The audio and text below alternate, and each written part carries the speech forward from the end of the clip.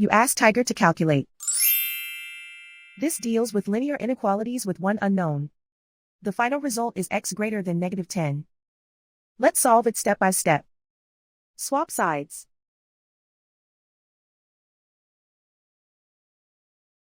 Group all constants on the right side of the inequality. Subtract 2 from both sides.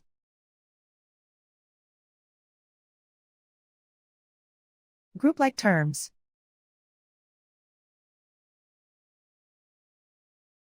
Simplify the arithmetic.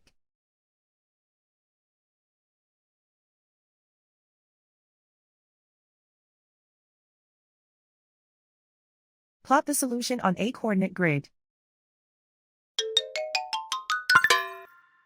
And so the final result is x greater than -10.